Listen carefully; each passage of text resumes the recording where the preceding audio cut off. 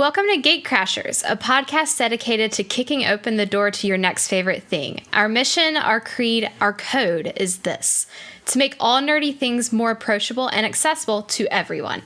We want you to find a universe that you'll fall in love with.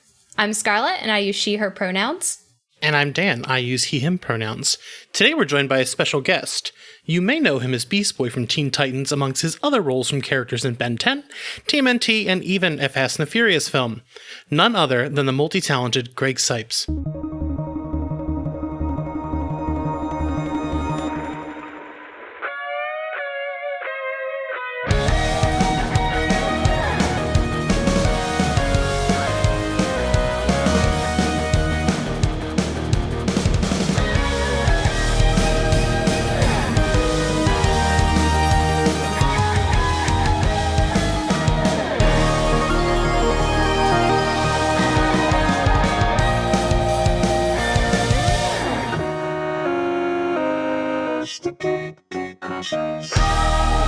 How are you, Greg? Hi, everyone.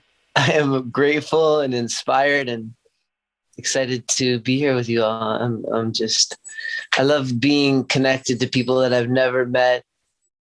And technology is allowing us to do that from a far distance. Where are you? Because I'm in Venice Beach, California, and it's 75 degrees and perfect out. We're really close to Philadelphia, and it is a balmy 36 degrees. That's what I'm talking about. I'm glad I don't have to be there, but I'm sending you love. And thank you, technology, for making me not have to go out to Philly right now. Although I do love Philly. I'm a big fan of Philly. I love spending time there. Yeah, I don't think there's no other city like it. But I don't mind the cold. It's just that our dog Dinah has kind of at first she was terrified of the snow because she's only a year old, and now it's her favorite thing, to the point where she woke me up in the middle of the night the other night to tell me it was snowing.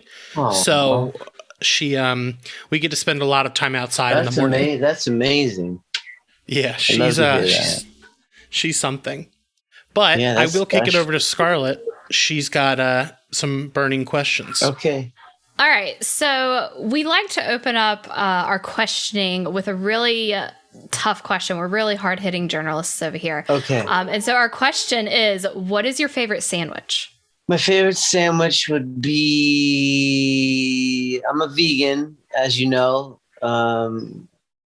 Beast Boy and I are similar in that respect. I brought that to the character as well. Beast Boy's a vegan because of me. And my favorite sandwich would probably be anything with avocado and vegan. I would say I rarely eat sandwiches, but I guess a vegan BLT would be amazing. I love them.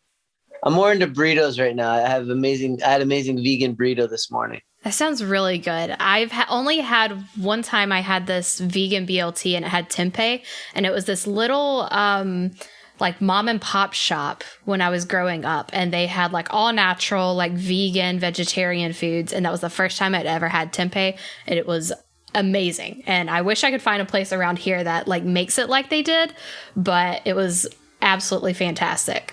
Yeah, there's definitely better tasting alternatives now than ever before.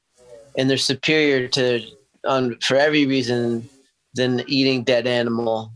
You know, dead rotting flesh is not something you should be putting in your body unless it's for like last minute survival, which I don't think anybody's in that situation, especially here in America. But yeah, it's best to be plant-based if you want to be healthy, happy, holy, and light energy.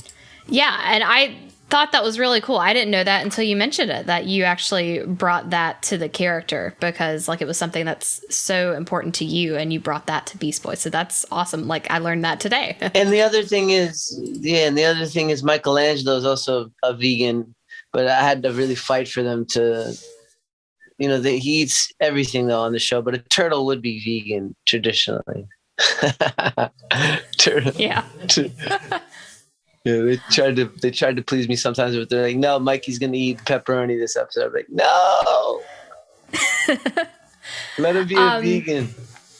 Yeah, I love that, though. I love that that's something that is so true to you, and you don't shy away from that. You embrace it, and you're like, this is who I am. This is what I want to portray and put out there into the world, and I respect that wholeheartedly. Well, I love animals more than anything in the whole universe. And my dog, my guru, my son, my everything, Wingman G. Cipes, is the nectar of the universe, and he inspires everything that I do now more than anything else in my whole entire existence. So I'm so grateful for animals, and especially dog. Dog is my savior. Well, I'm glad we share that too. We both love animals. I actually, Dan, he wasn't a big cat fan until he met me. And then we adopted our 2 baby cats, and now we have 2 cats and a dog. And so those are our children. Yeah. Wingman, we always have both. And I love cats so much too. So much. He's got a kitty sister right now. She's a Russian Mancoon, and they love each other. He grew up his whole life with cat brothers and sisters. It's fantastic. My next question, and that kind of ties into what we were just talking about being vegan and this lifestyle. What inspired you to stop eating meat and to go with vegan at such an early age and a young age? What inspired you to kind of, this is what I want to do, and I'm going to go for it? I never really liked the taste of dead animal. Like I remember eating like a hamburger, and there'd be like chewy little pieces of weird, like unchewable, like fatty bead things, and I would just like want to yak. Like it was always so gross and disgusting. But the flavoring and the sauces you could put on dead meat are the things you really kind of like the taste of. So early on, I just didn't like the flavor. I didn't like the taste of it. And then when I connected it with animals suffering, I made a conscious decision at the age of around 12 to say, okay, I don't want to eat animals anymore. And at the time, I still continued to have dairy, because I didn't know that dairy at the time, like it is now, but essentially it is liquid meat. It's blood and pus from the inside of an animal's stomach, a cow, and it's undigestible, and it causes a lot of health problems, especially acne or zits. That's blood and pus showing up in your face, and your face is like the place where your body puts the information so you don't miss it. So it's like, look right here, you're eating something you shouldn't eat. It's going to come out of your face telling you. So yeah, eventually I got the message that dairy is also meat. It's liquid meat, and you don't want that either. But it's kind of how it all started. My love for animals, I just don't like suffering, and I also don't like the taste or the smell of any animal products. Not even eggs. I mean, who the heck likes the smell of eggs? It smells like rotting turkey butt, like sulfur, just like disgusting chicken fetuses. But you get addicted to it all, and you have to take years sometimes. It took me years to burn the gross stuff out of the it's a longer discussion, but essentially it takes a while. So don't be hard on yourself. Take it easy, do it in, phases, and naturally your body's going to want to get healthier and healthier and healthier, because you're giving it the proper nutrition and the proper food. So it becomes a natural process. So little by little, you'll literally weed out the blood and pus, dairy, and the dying in the dead, rotting animal flesh cravings. It turns into not food. Like it's not food for you. But it took me years. Yeah, I think that's such a powerful story. Like, especially since you said you were at age 12, and you're like, I'm going to do this. And just knowing like how my brothers are, because I'm the older sister, and imagining them trying to like telling them, hey, like I couldn't see them at 12 doing that. So like for you to do that, that's amazing. Well, I was inspired. Also, my older brother, Sean, who's always been an inspiration in my life. He was a vegetarian first, but he never went the full vegan route. But he did inspire me. I looked up to him, and I probably questioned the animal part because of him. He probably made me look at it. He's like, dude, you shouldn't eat. Did you want to hurt animals? I was like, no way, I don't want to hurt animals. That was probably it. Yeah. Our next question, so this is kind of like a two-parter question. Mm-hmm. So what inspired you to get into acting? And for any of our listeners aspiring to do what you do and to take those steps, what does it take to become a professional actor and a voice actor? Patience. and fearlessness, and more so than anything, finding yourself, because your voice is on the pedestal. You can't hide behind a costume or makeup, and that means doing everything that you can to find yourself and go into the places that you're afraid of. But in general, acting, the best of actors requires somebody who has access to their emotions. So you need to be able to access your emotions and bring them to the role. And there's many ways to do that, but essentially you got to find one way to do it and grow from there. And it starts with you. The first thing to realize, the first truth, the first emotion is, getting excited about finding out who you are, and then you bring that to the characters.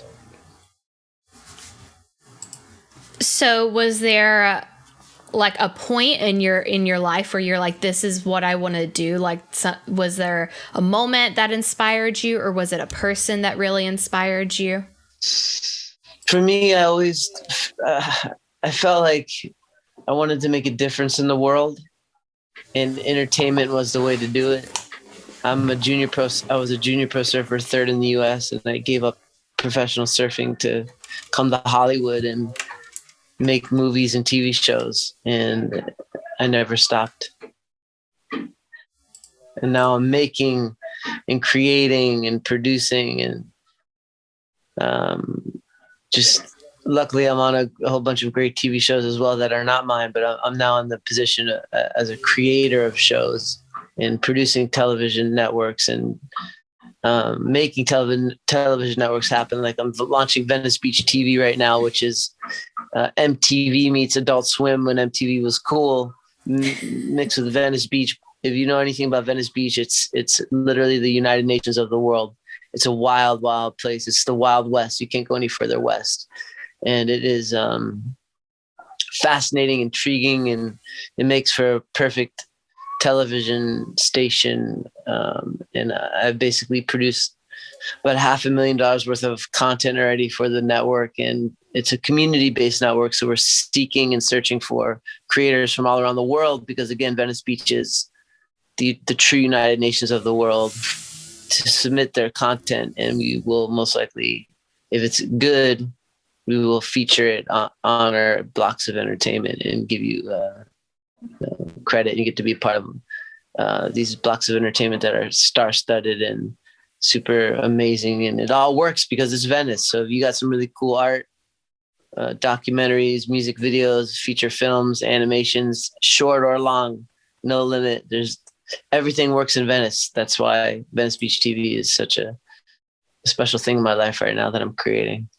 Well, it sounds awesome. And I've only ever been out to California one time. And we went to the main, like, Hollywood, see all the sights and stuff. And it was just like a day trip.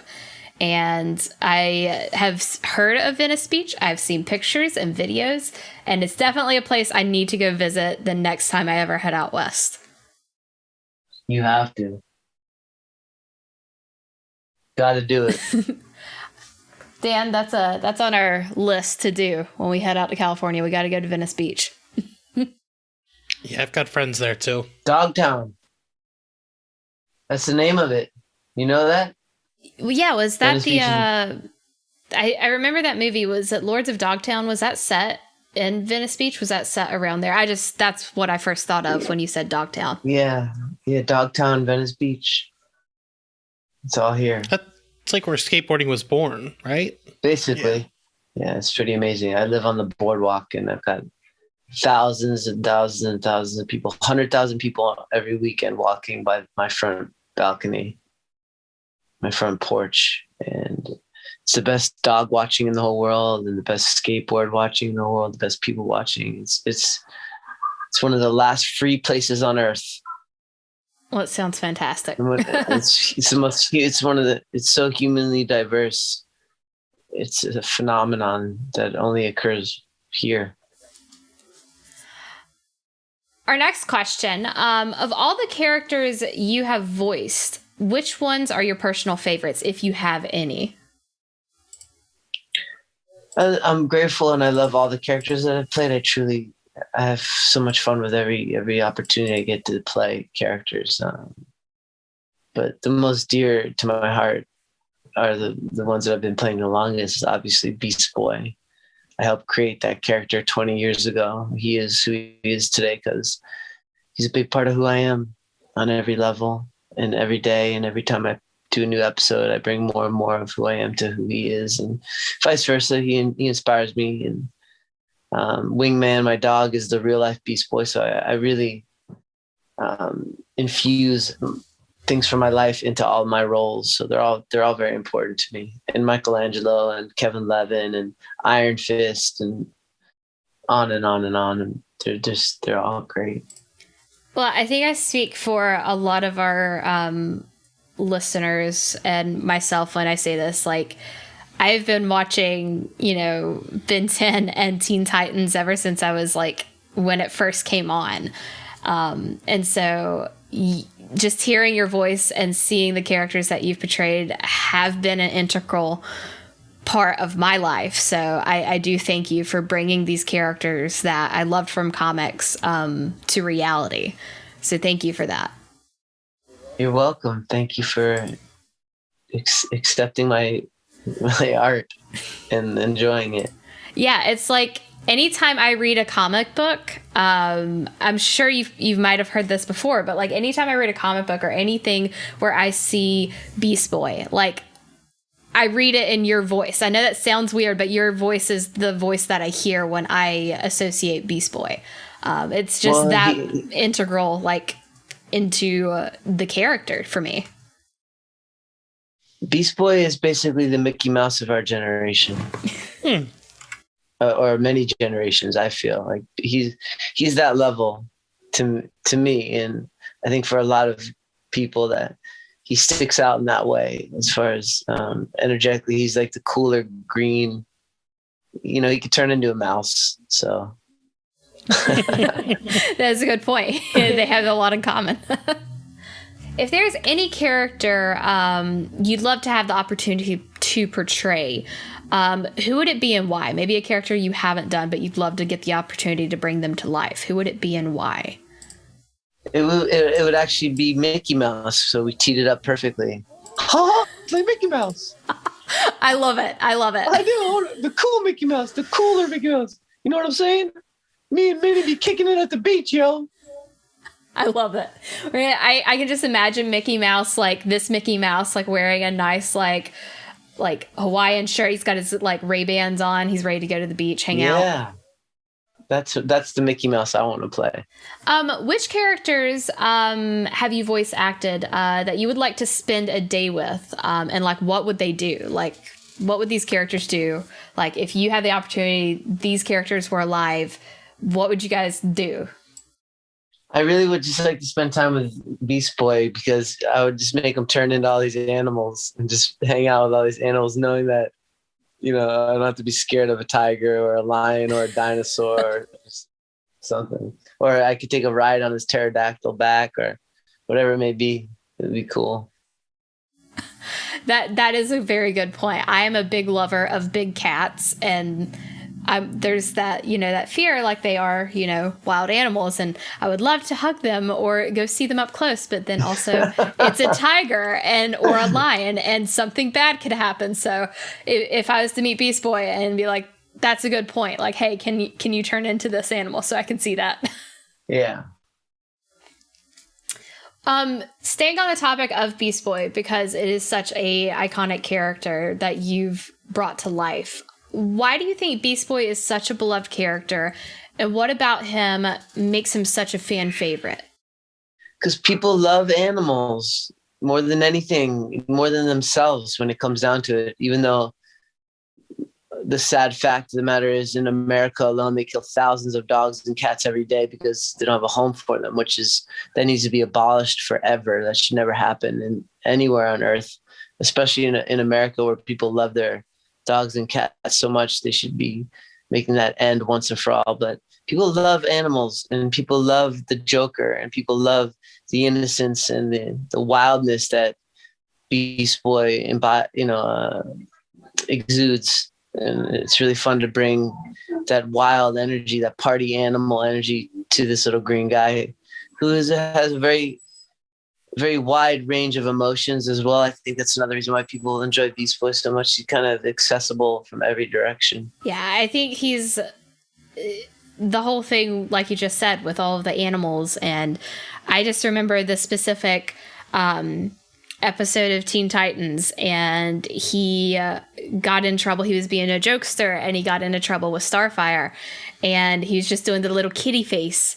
And I've just always loved that. I've always loved the little, he you know, like you said, he is a jokester, but he learns from, you know, his mistakes, and he's a lovable character.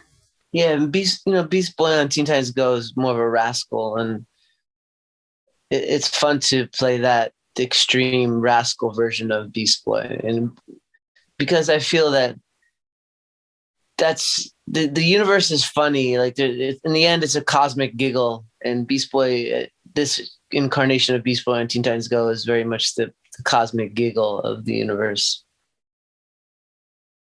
Although earlier versions, like the original Teen Titans, he was a little more innocent and not such a rascal. He was always a jokester and playful, of course, but I've made Teen Titans Go Beast Boy a little more, he's more of a rascal. Yeah, it's really cool. Like growing up watching the original Teen Titans and now loving Teen Titans Go and watching that, you know, being older and kind of like looking at the differences, you know, I love both of them. And it's cool to see, like you said, this kind of otherwise innocent character in the original versus, you know, it's the same character, but it's also a different kind of version, a different essence of the same character. Yeah, exactly. Threading the needle. Yeah. All right. So this last question from me is a personal question. I had to ask this one. I would beat myself down if I didn't. And this has probably been asked before, so I apologize if you get asked this all the time. But I have to know. Beast Boy and Tara or Beast Boy and Ray Ray? Which one do you ship and why? Which one do you ship and why, Greg? We have to know this question. We have to know this answer. I got a lot of love to give. Beast Boy is,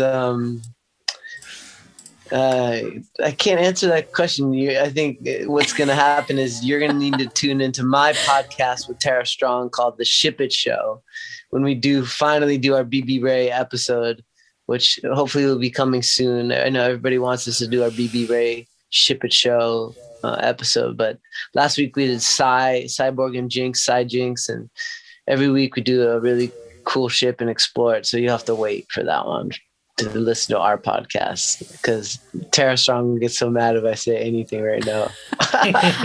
All right, Gate Crashers, you heard it. You have to go check out their podcast. That's where you'll find this hard-hitting question. Right. Hey, it's me. I'm back. Hey. So if you don't mind, I'd like to talk more about Venice Beach. Sure. So last year you released Venice Beach with your band Cipes and the People. And I'm listening to the whole thing, and I kind of feel what you've been saying throughout, but I kind of want to understand a little bit more of like what Venice Beach means to you. Well, it's life. It's truly life. There's so much movement and so much beauty and so much color. It's impossible not to be inspired. It also has some of the wildest, craziest energy on planet Earth. It's got some very dark stuff as well. But from the darkness, you know, like the lotus flower pulls from the dirtiest, muddiest, darkest water, and out comes this beautiful lotus flower. So you need muddy water, and Venice has the dark side to it. But more than anything, it's a joyous, more harmonious community than I've ever seen anywhere in the whole on planet Earth. People working together, all walks of life, walking together and looking at each other and sharing their art. And it's a community like no other place. And it's a real community. It's an actual thriving, harmonious community. Even the police are a part of it. And it's just so special because I feel like it's ground zero for human evolution. And that's why I find myself here and giving more and more of my life to Venice Beach, because she gives me life. I find when I travel for Comic-Cons, I love everywhere I go. And I love spending time in Laurel Canyon, where I have a beautiful yoga studio, and community space that I hold events at and things like that. And it's beautiful in Hollywood Hills, but Venice Beach is really where it's at. Do you teach yoga? I teach yoga. I teach meditation. I teach acting class now every Wednesday at 8 p.m. at the Treehouse. It's really cool. And eventually there'll be some programming for people to watch some of the class. Nice. And you did mention meditation. I've been following you for quite some time, and you do talk about meditation a lot. And our whole show is about helping people get into things. So how did you kind of find meditation? My father probably inspired it, the notion of it. He practiced transcendental meditation, and he had a mantra given to him by the Maharaji. But personally, I feel like I always was looking for more than what was presented to me with like school, for instance. I always thought school was more of a waste of time than anything, but I enjoyed the good parts of it, like the human interaction, the friends and stuff. But I didn't take any of it seriously because for me, I knew there was something more, and that the inner journey is more important than the outer journey. So I got lucky enough I got blessed to be introduced to different Indian teachers, saintly prophets that were on this earth, and they were yoga masters and philosophers, and I've been taught by them through their books, through their videos, and sometimes even meeting some of them. And I learned from everybody, but I found myself through others and great teachers from the East, from India more so than any other place. Kundalini Yoga, Krishna consciousness, Osho, who's a Zen master, and A.C. Bhaktivedanta. There's just so many great teachers, but more than ever now, my meditation comes from serving my dog. He keeps me present, and meditation is all about being present. And it's not just about being present, it's about being conscious of where you're looking from, where you're acting from. And that, for me, the crown jewel of life's experience is actually being of the heart, and dogs bring you to the heart space. And if you could purely serve your dog, then you will find that your heart space, and therefore the world will smile back at you like you've never experienced. But it takes pure service of your dog, and continually realizing you're the one that's needs to learn. They don't. Dogs have all the greatest qualities in the universe in them. Pure presence, compassion, loyalty, playfulness, wisdom, beauty, on and on and on and on. And sure, you could teach a dog to do a trick or something like that, but more than anything, they're your teachers. So get with that, and that's the only meditation you'll need. And there's millions of ways to meditate, but through service of your animals is the most beautiful way to just bring yourself to pure presence and in the heart space. Wow. I've always had trouble myself trying to meditate, and as I've grown as a person, I spent a lot of time trying to, figure out who I am and center myself. And I wanted to ask you, like human to human, like what types of things you do to center yourself, but it sounds like a lot of it is centered around being present and with the people you care about, your dog. My dog and he allows me to get into the heart space and be in a function from a higher vibrational frequency, which allows me to be love for my friends, unconditional love to my friends and my family. And the more I embrace Wingmanji as my guru and my truly my savior, the more I'm a better human being in general to everybody and everything. And that in itself is meditation, because you have to be present with the present. I mean, it's right in front of our faces. The present is the present. It's the gift. So you're missing the gift if you're not present. So getting present takes consciousness, which means being connected and aware, which means you have to take deep breaths, because through your deep breaths comes awareness. So you become a deep breather, and you really start to see things and slow down, which allows you to be really fast too, and allows you to experience magic like you've never experienced ever before by having things come to you. You don't have to chase them down. You become a magnet. So there's a lot of benefits to meditation. More than anything, though, it's the real peace that everyone's looking for. It's the real richness that is worth more than any gold. Is the inner journey and what you can find inside. That's through meditation. Yeah. I'm gonna have to think on all that too. Like that's so much knowledge that I need, like kind of. You can listen back to it over and over. Yeah. Like, what are some of the like qualities that you see in dogs that you think more people should try to emulate and like try to live by? Well, first off, our instincts. We suppress our instincts. Dogs, if they want to have alone time, they walk away and they go lay down. They don't give you like, oh, hey, they don't say, hey, bro, I'm going to go lay down over here. Is that cool? Or I'm going to take a nap. First off, they listen to their bodies.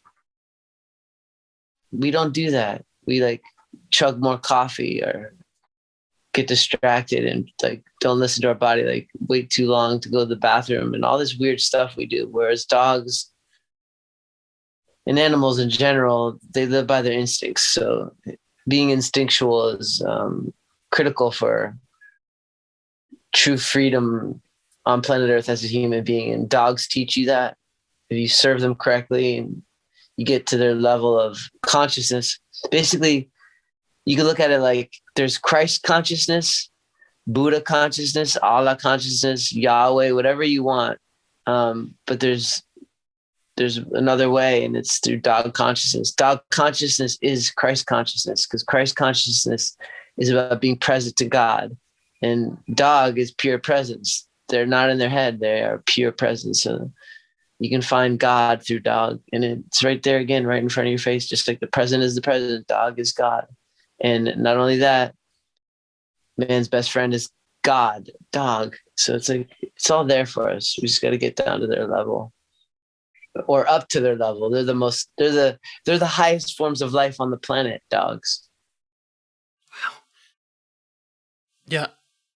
I usually like have things to say, but like I'm like, all of this makes sense. Like it's a lot to take in. And I know you're a musician too, which I think is something that I've done my whole life. What kind of power do you think there is in music? Wingman's middle name is music. We are actually music. We're all just sound vibrational frequencies, actually, when it comes down to it on a molecular level. So you are music. So it's all about the music. It's all about the music. It's what you're programming yourself with. The food you eat is music. Everything has a vibrational frequency to it. The friends you associate with, the people you make love to, the movies you watch, we're sponges of vibrational frequencies. So it's all music. It's the most important thing there is. And all that makes sense, because like it can change your vibrations as well. And all you have to do is really listen to yourself and your body. Wow. All right. Okay. I didn't know if I was going to come away from this with all this like life-changing knowledge, but like all of the vibrations kind of like click, like it all just makes sense to be present and be there for those things. Yes. And I have two more. One is that you've been someone who's been involved in fandoms and these kind of nerd spaces for some time. What are some positive takeaways you have from them? Like, what are the things that you see that you're like, this is like a good community and things like that? Expression of self through cosplay is one of the greatest parts of, the nerddom, the Comic-Con world, which is now everybody's, wants to go to Comic-Con. It's the coolest thing in the whole world now. And, but the energy of dressing up and being whoever you want to be, I think is really important. And I wish people would just be who they want to be every fucking day and dress however you want. Be a fucking ninja, a fairy, a beast boy, or whoever you want to dress up. Like live, just live and have fun and be playful. It's like having Halloween every day, and there's actually no reason to stop. And I think there's space for much more space available for people to kind of grow into that realization. And I think that's the beautiful thing about it. The imagination being sparked and fed by these cool fandoms it's very special. That's why we do this whole thing anyway. To be frank, we started as a DC only podcast to try to kind of help get people into it because there's a lot of accessibility issues. But now we're like, we can do this for everything. Like, we want people to find stuff they love to express who they are. So like that, I'm glad that's what you see as well. Yeah, and the diversity, it doesn't matter who you are. You could be whoever you want. And that intrinsically makes you see past black, white, yellow, orange, whatever your skin color is. It doesn't matter anyway. So our last question is kind of like our first one. Pretty tough. If you had a Rube Goldberg machine, what would it do? A what? A Rube Goldberg machine. So what it is like, you've seen it in cartoons. It's like that super complicated machine that does a simple task. So it like knocks some dominoes down and that rolls a marble that like moves an airplane. So what's the question? What would yours do? Like, what is something in your life that you would have like this complicated journey of little machines that does something simple?